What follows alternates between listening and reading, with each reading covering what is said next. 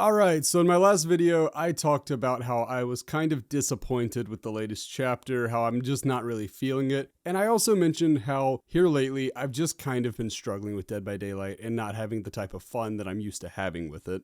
It's no secret that I'm kind of burned out at the moment, but as if acting on the advice of some kind of marriage counselor, instead of leaning into the negative and everything that maybe I don't like about the game so much, I'm going to do the opposite. I'm going to look DBD in the eyes and I'm going to say, honey, here's what I like about you. Here's what's working. Here's why we got in this place in the first place. In a good way, that is. So today what I think I'm going to do is I'm going to go through all of the survivors and I'm going to say something that I like most about every one of them. And I tried to get creative with these because, look, there are a lot of survivors. There are a lot of them. I could just sit here and say, cosmetics, lore. But I tried to mix it up. So are there some of them that's the cosmetics and the lore? Of course. Now, before we get going, please do make sure you like and subscribe because I'm a YouTuber and I have to tell you to do that. Also, please go down to the comments below and say your favorite things about your favorite survivors. I would love to hear what people like about different survivors. But because we're going to be here for a minute and this is going to be one of those timestamp type videos, let's get right into it and start with Dwight. We're going to go in order of release, by the way. So with Dwight, what do I like?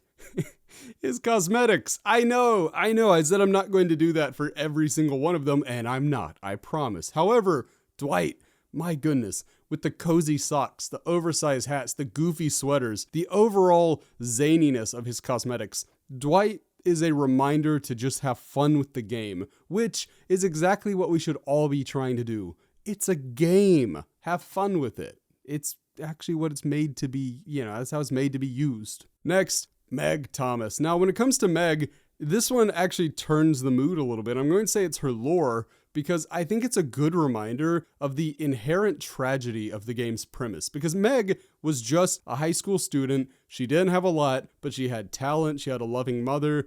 And all of a sudden, what little she had is taken away from her. And now she's doomed to this realm of just eternal suffering. What a sobering reminder that behind the, I guess, as I mentioned, the goofiness and the game aspect of it with Dwight, behind all that, there is a real horror playing out here, a real tragedy, which for a horror game, hey, you love to see it. Next, at number 3, we have Claudette. And for Claudette, I'm going to go with the fact that I think she is a perfect example of representation. And the reason that I say that is, look, I did a full video where I went more in depth about what I love about Claude. And one thing that I mentioned there is that if you read her lore, Claude is likely autistic. I'm not entirely sure of that, and I know that it's kind of a thing communities do online where they assign autism even if it's not necessarily apparent, but I do think that Claude is probably autistic, and if she is, that's pretty cool. She is a fully fleshed out character and not just the character who has autism, which is exactly how good representation is done. Because if you've met an autistic person, guess what? They're people like you and me. They're not defined by it, which, again, I just think it's really cool to see, and it's really well done.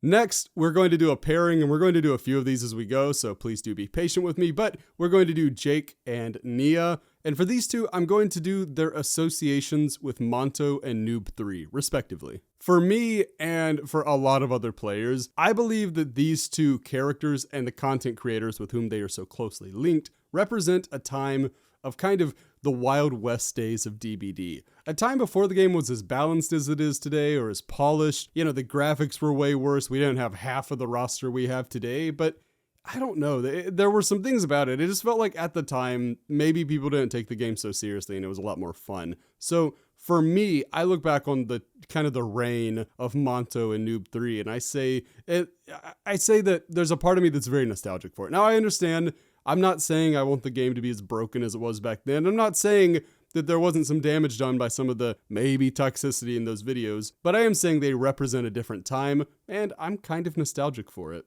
Next, we have Bill Overbeck, and for Bill, I'm going to go with the fact that we have an elderly character, and it works. Senior citizens don't often make it into action-oriented games, and look, that's totally fair. It just wouldn't make a ton of sense to have your average grandpa in Call of Duty. That said, it is really cool to see elderly characters not only be in the game, but feel totally natural. Bill absolutely belongs here, and I think we're all glad that he's here. He fits, he works, it's great. Next, David King, and with David, I'm going to go with his breaking of stereotypes. Because look, I don't want to get into the weeds of it, but I do recall seeing plenty of comments on YouTube videos and on Twitter where there were people saying something to the extent of, but why David? You know, he doesn't seem gay to me.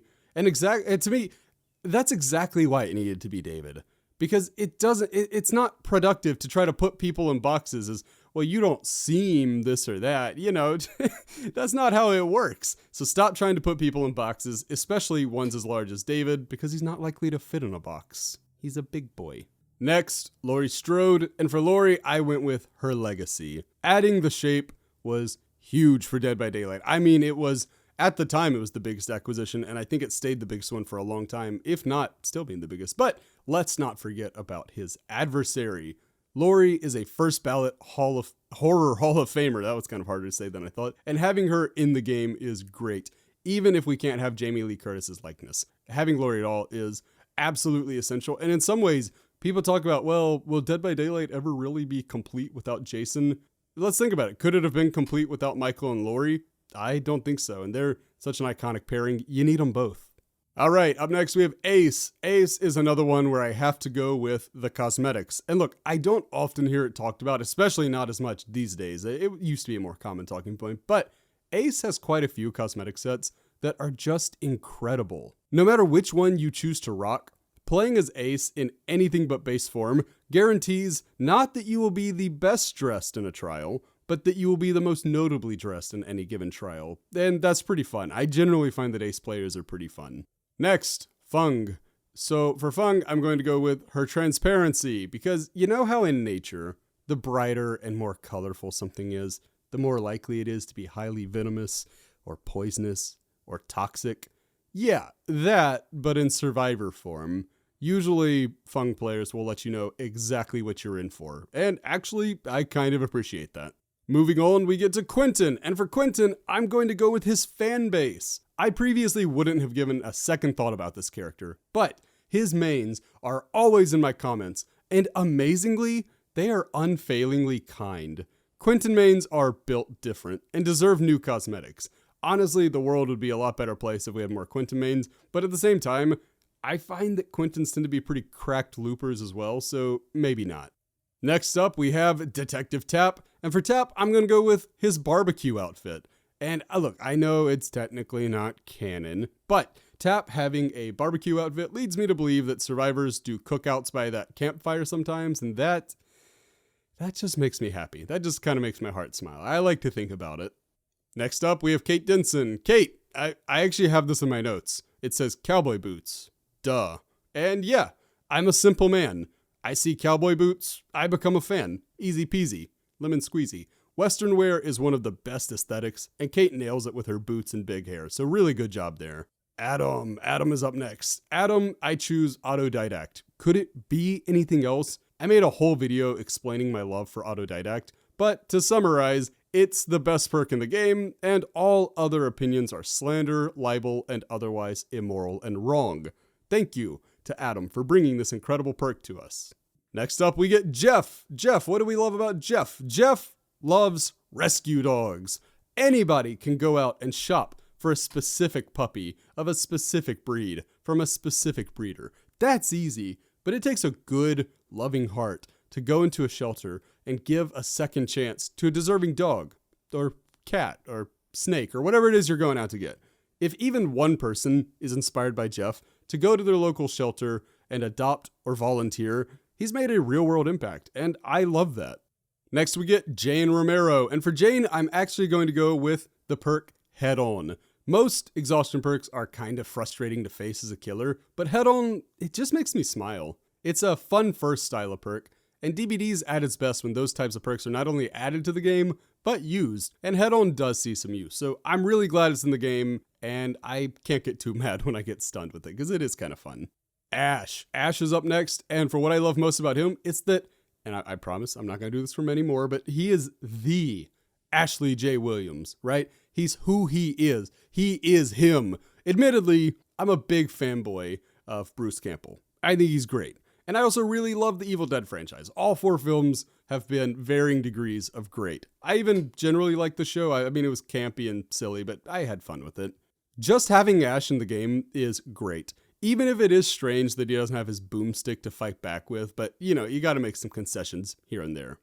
Going to do another group here, and I'm going to do Nancy, Steve, and Jonathan, and what I love about them collectively is the people they brought to the game. Outside of the first Resident Evil chapter, nothing has ever brought eyes to DBD quite like Stranger Things. Well, I say Resident Evil, that and Halloween probably, but this is a top 3. And they may not have stayed for as long as I would have liked, or anybody would have liked. And look, I would kill to play on the Hawkins Lab map again. I'm like one of the 5 people who liked it. But I'm just thankful for the memories, and I'm glad they were here. So that's why I like most about them. Moving on to Yui Kimura, and what I'm going with for her is her interesting design motif. Because look, you've probably noticed this, you've probably seen it mentioned in a video or something, but in all of Yui's cosmetics, she will always have her pink hachimaki somewhere on her person. This is a cool gimmick, and I'd be interested in seeing more characters have a cool through line in their cosmetics like this, outside of, you know, like their faces. Bonus points here because it makes a lot of sense for her character, and in the little research that I did, apparently hachimakis are supposed to represent courage, which you will need in the entity's realm. So really cool stuff here. Next, we have Zarina Kassir. For Zarina, I'm going to go with her heritage. And look, I'm not complaining. I'm really not. But it is interesting that in a game that is pretty focused on diversity and all that, it took 21 survivors before we got one from the Middle East. Considering the region's population numbers and the importance of human history as that cradle of civilization, it's kind of interesting. But either way, it's cool that it happened eventually and that it turned out as well as it did. I think Zarina's in the running for best girl, so yeah, no complaints here. Just glad that she made it. Now we're going to go to yet another group, this one being the largest one yet, being Cheryl, James, Lisa, Alyssa, and Sybil. So what I love about them is that they proved anything is possible. Cue the Kevin Garnett meme, right? For the longest time, it seemed like Konami was only interested in pachinko machines and that their franchises were going to be left to rot. But by letting DBD add a Silent Hill chapter, a new generation of players can now become fans. And to me, that's a win for all of horror gaming. And I love to see it. I'm happy to see it. I can't believe I'm saying it, but thank you, Konami. Next, we have Felix. And for Felix, I chose the fact that with him being in the game, we now have a survivor that wears lederhosen. Sure, we've had characters wear leather pants before, but mein Freund, these are proper lederhosen. They look so good too. DBD's Oktoberfest collection was fantastic, and we probably wouldn't have it without Felix Richter. So, danke Felix, danke for bringing the lederhosen to the game. And next we have Elodie. For Elodie, I'm going with the perk Power Struggle, because much like Head On, Power Struggle is one of those perks that can really turn the tides of a match. In fact, I would say it can turn it far more than Head On. And yet, when it happens, the killer can only laugh, right? Like when I get hit with Power Struggle, it's frustrating, but it's more so because you walked into it. You should have known better, right? This is a healthy, fun perk. I mean, when it works, which it does not always work. And the fog is a better place for having it, so pretty easy one here. Power Struggle's great. Next, Yun-Jin Lee. I'm going to go with her lore. And again, I said I wasn't going to do it for everybody. I've been very sparing with it, but this one deserves it. Gosh darn it. Of all the characters in DBD, Yun-Jin might have the best lore, at least out of survivors. She's every bit as ruthless as the killers, but yet she finds herself in the protagonist camp, which is interesting. That's a fun dynamic and makes her a really great character. I think that top to bottom, she's just one of the best characters in the game. Next, another pairing. We're going to do Jill, Claire, Leon, and Chris. And what I like about them is that they were 4 heavyweights all added at one time. Because look, adding Silent Hill showed that the devs were aware of iconic horror video games and that they were at least somewhat interested in adding them to Dead by Daylight. But adding Resident Evil, and doing so in the manner they did, showed a commitment, a continued commitment, not only to adding video game characters, but to getting them right. In the world of horror video games, the Resi cast, they're all A-listers, right? Especially the ones that I just said were added, right? And having them in DBD is still just so surreal, so fantastic, and I love it. Next, Mikaela Reed. Hey, this one's pretty obvious. She was a game changer. Much like when the Hag introduced Hex Totems, Mikaela adding boons to the game thoroughly shook the meta. Granted, it was awful for a while, but now things are a lot better, and Mikaela gets credit for being one of the most meaningful paragraphs in the game's history. Next, Jonah Vasquez. This one, also pretty easy. I mean, it's obvious, right? People have speculated, is the Skull Merchant a failed, was it supposed to be a Predator license that fell through? Well, let me give you one here. Jonah, what about a Guy Fieri license that fell through, right? The devs couldn't actually add Guy Fieri, obviously, but man, talk about a legally distinct replacement. Jonah's look is fantastically fun, and I'd go absolutely bonkers if he got a skin with frosted tips and the fiery shirt, and if he would, say something about Flavor Town. Just so fun. Again, the game's at its best when you get a little bit of that goofiness thrown in every now and then, and Jonah is that. Yeah, I'd love to see it. All right, up next we have Yoichi, and for Yoichi, we're going to get a little existential here, because what do I love about Yoichi? It is his mere existence. What's cool about Yoichi is that he exists in the Ringu universe, but as a small boy. By aging him up like this and writing further lore for him, Behavior found a really cool way to work with licenses while still adding their own personal touch, still making it work for the entity's realm, the fog, right? If we see more of this in the future, would anybody actually complain? I hope not, because I think this is like just the coolest thing.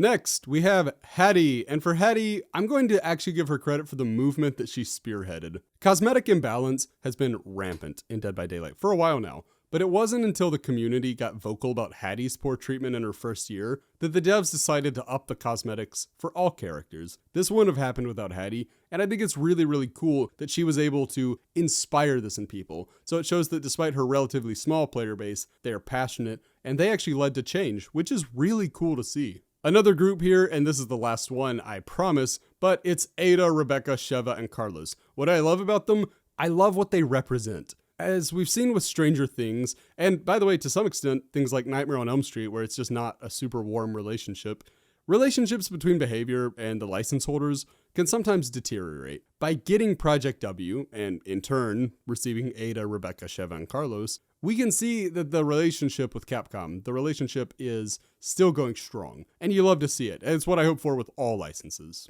Next, last but not least, we're going to go with Vittorio. And what I love about Vittorio is that he gave me my latest guilty pleasure perk. Potential energy is fantastic, and I bring it way more often than not. Often to the detriment of my teammates, much like Autodidact. Jokes aside though, it's a truly powerful but balanced perk that can break an Eternal 3-gen but isn't brokenly overpowered. It's not only good for the meta, but it's also remarkably fun, and if there's a better way to describe a perk, I don't know what it is. I mean, what more could you look for? Now, one thing you may notice, but food, you just said Vittorio is the last one, and yet Talita and Renato are, kind of sort of in the game. I mean, they're in PTB right now. The reason I'm not going to do them yet is because it would be, it'd be so shallow what I would go with, right? It would have to be something cosmetic that's about it because I haven't really had a lot of chance to play around with their perks.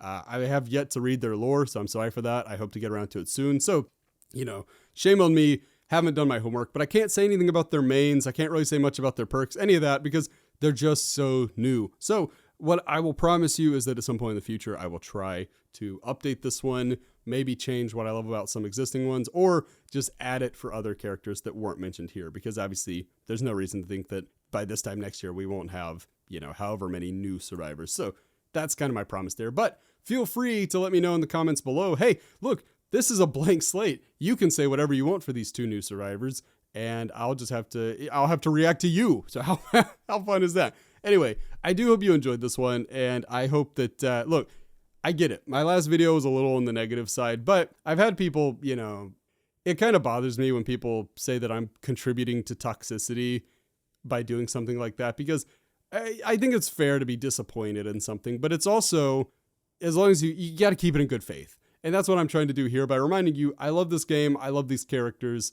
Sometimes you just get a little disappointed, but I hope this video didn't disappoint you. Please do like it if you liked it, but if you didn't like it, you should really show it to me, stick it to me by hitting the dislike button twice. That'll let me know. But until next time, I've been Das Food. I hope you're having a lovely day wherever you are, whatever you're doing. Much love to the foodies.